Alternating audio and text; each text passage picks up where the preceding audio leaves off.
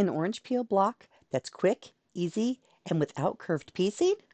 You betcha. Stick around for a few minutes and I'll show you how.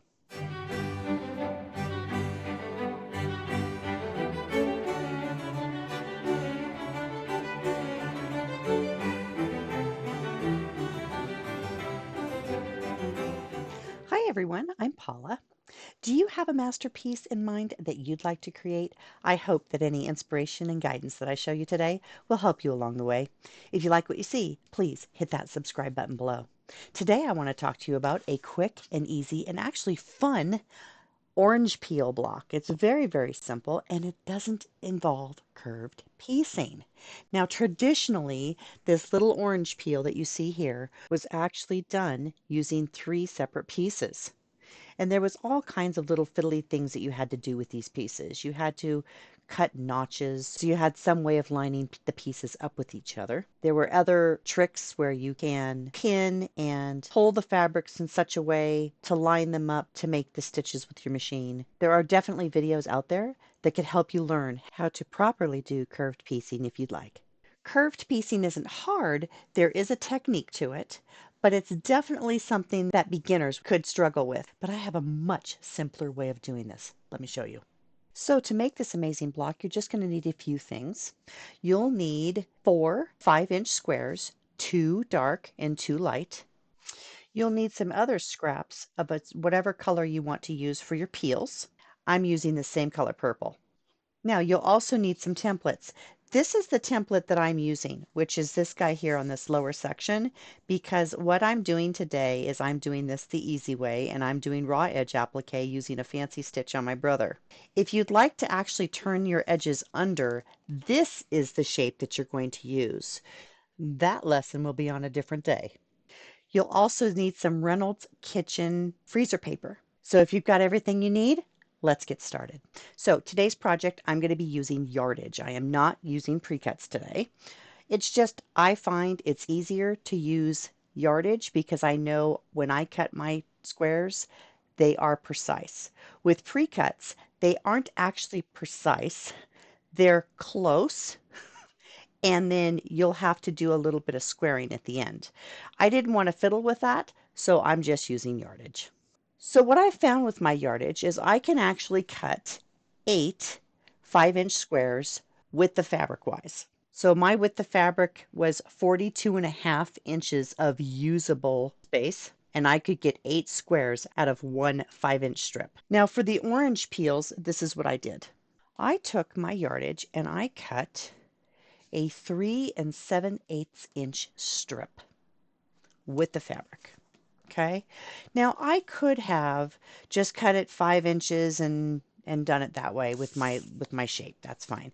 Or I could have just used 5-inch squares. Very simply throw that on there and be done with it.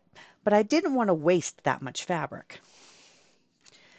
So what I figured out, and it's pretty precise, is 3 7/8 inches wide will get me 14 of these shapes on one strip.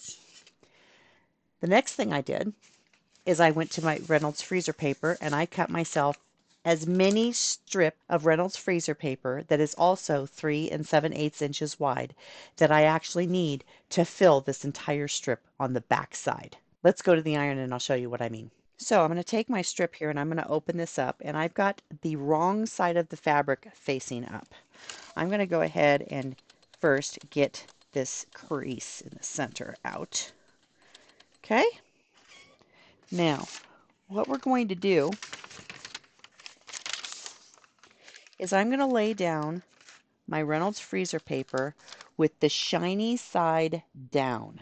So this is the back side of the fabric, shiny side to the back side of the fabric. And you can see here, this is my selvage edge. I'm going to just bump this right up to the selvage edge. So this is what I'm considering usable. Any part of the fabric that this Reynolds freezer paper is going on is what is going to be considered usable fabric. Once I get this where I want it, I'm going to grab my iron and I'm going to set it straight down on here.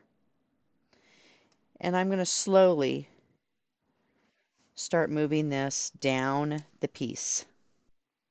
making sure that the edges of this Reynolds freezer paper meet and match the edges of the fabric.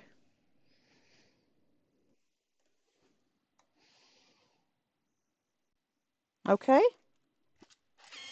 so that one is on there, but we need to continue here. So I'm going to take the next piece of Reynolds freezer paper, shiny side down, and I'm going to butt that right up against the last piece.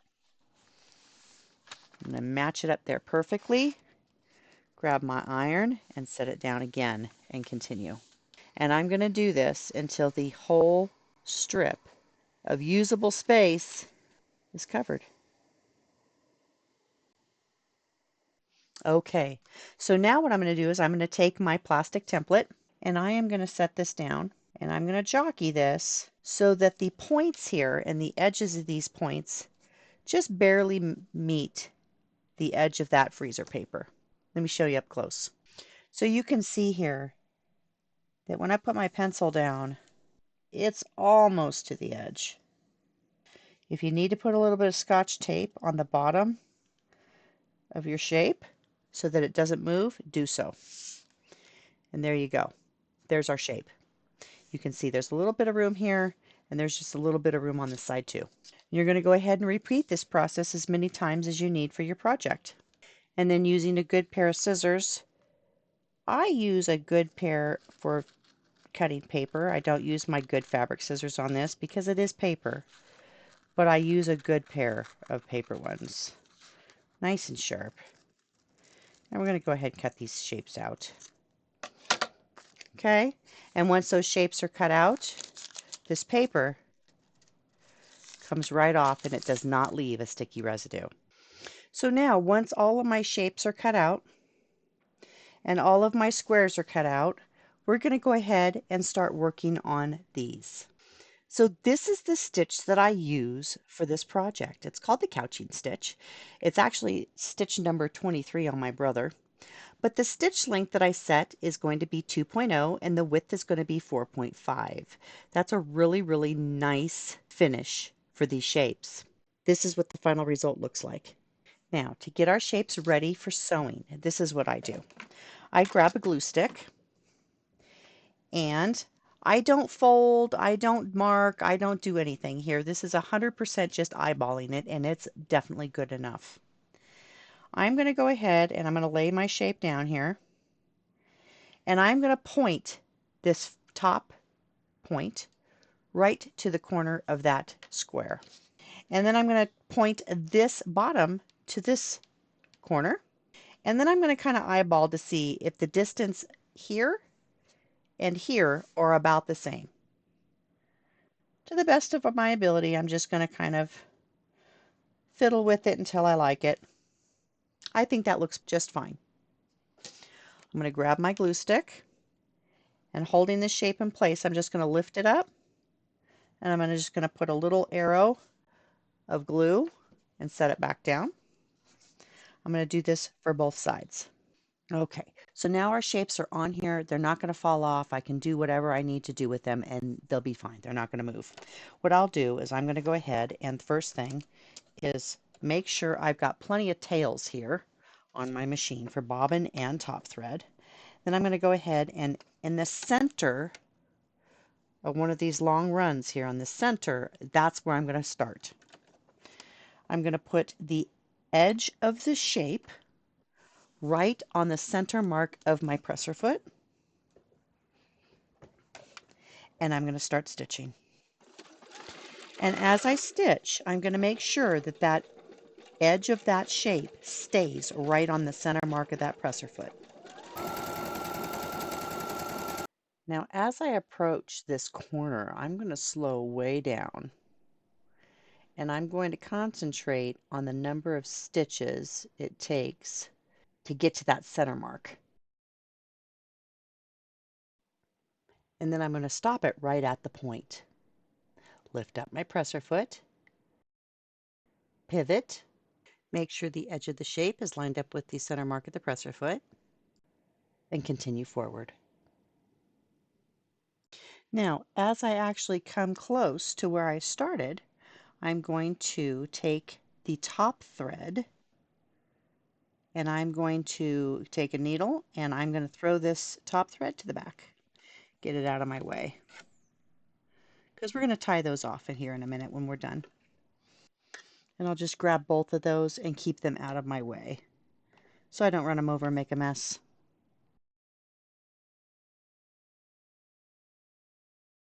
So when I come to the end here, I'm just going to take this out, cut these threads, and then I go ahead and I tie these on the back side. So I want to make sure that all 4 of these threads are on the back.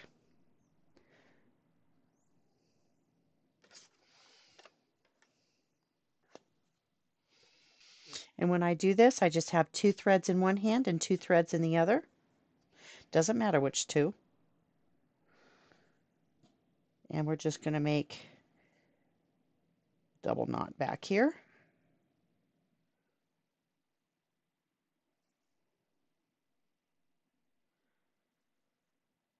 And I cut these off so that they're about 1 inch long. And our little peel is done. If you're enjoying this video, don't forget to give it a thumbs up, post a comment in the comment section below, and turn on that notification bell so you don't miss a single step in future videos. Love what you see? Don't forget to join me live on Twitch for interactive tutorials and real-time fun, Monday through Wednesday. You'll find my channel link in the description below. Okay, so once I have all of my peels done for my project, now I'm going to go ahead and put my 4 patches together. And to do this, I want to make sure that all of my peels are going in the same direction. So what I'm going to do is I'm going to go ahead and lay them going in the same direction and match them up with one of our darker squares. And I'm going to pin on that side, and I'm going to stitch a 1/4 inch straight stitch with a back tack at the beginning and the end for both of these. Let's do that. For all of my straight stitching, I like to use my Juki.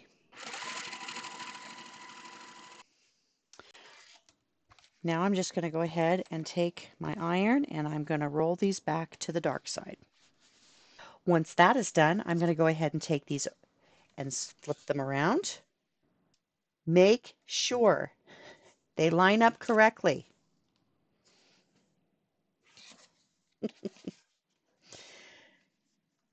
And I'm going to pin these together, nesting the center seam. And I also put a pin at the end here just to make sure that these 2 corners will match. We're going to sew a 1/4 inch seam all the way down this side, doing a back tack at the beginning and the end. Make sure those raw edges stay lined up.